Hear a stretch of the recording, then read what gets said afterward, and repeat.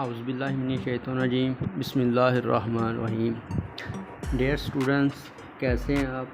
امید کرتا ہوں آپ سب خیریت سے ہوں گے۔ اللہ آپ کو ہمیشہ خوش رکھے۔ تو آج کا ہمارا لیسن ہے الف۔ تو الف بنانے کے لیے آپ نے اس طرح ایک فارمیٹ بنا لینا ہے۔ میں نے پہلے سے بنا لیا ہے کہ تاکہ ہماری ویڈیو زیادہ لمبی نہ ہو اور آپ کو جلدی سمجھ آ سکے اور ویڈیو زیادہ لمبی نہ ہو تاکہ ہمارا ٹائم بھی زیادہ ویسٹ نہ ہو۔ تو آپ نے اس طرح ایک لائن لگا لینی ہے۔ کافی اسٹوڈنٹس ایسے ہوتے ہیں جن سے الف سیدھا نہیں بنتا، تو آپ نے ایک ایسی لائن لگا لینی ہے۔ آپ نے لائن کے سہارے الف کو بنانا ہے کہ الف ٹیڑھا نہ ہو اور بالکل سیدھا بن جائے۔ تو آپ نے بھی الف کے سہارے الف کو بنانے کی کوشش کرنی ہے، اور جن سے الف سیدھا بن جاتا ہے وہ بے شک اس لائن کو نہ بنائے۔ تو چلیں شروع کرتے ہیں۔ تو آپ نے لائن سے تھوڑا سا ہٹا کر لکھنا ہے، صرف آپ نے اس کا سہارا لینا ہے، اس کو یعنی کہ ٹچ نہ کریں تو بہتر ہوگا۔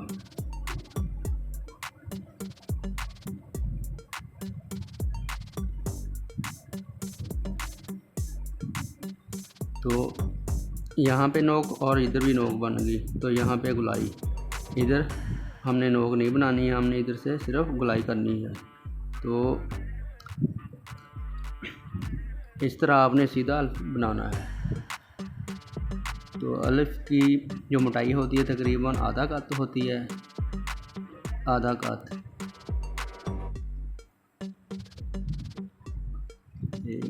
ایک اور بناتے ہیں الف۔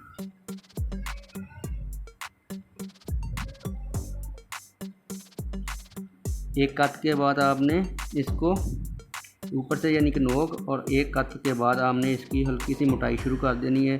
2 قط تک اس کی موٹائی ہے، اور پھر یہاں سے ہلکی سی گلائی کے بعد یہاں پہ نوک بنا دینی ہے۔ ایسا نہ ہو کہ آپ نے سیدھے ہی یہاں سے شروع کیا اور یہاں تک ایسے موٹا، یہ نہیں ہوگا۔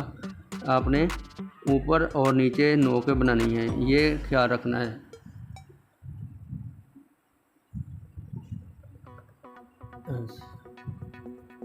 یعنی یہاں سے یہاں تک، پھر یہاں سے نیچے کو آپ نے لے کر آنا ہے ہلکی سی موٹائی کے ساتھ، یعنی کہ زیادہ موٹا بھی نہ ہو اور زیادہ پتلا بھی نہ ہو، ہاف کا تقریباً ہو۔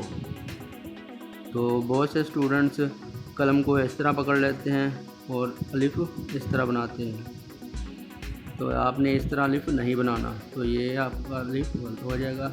آپ نے اس قلم کو اس اینگل پہ پکڑنا ہے اور ایسے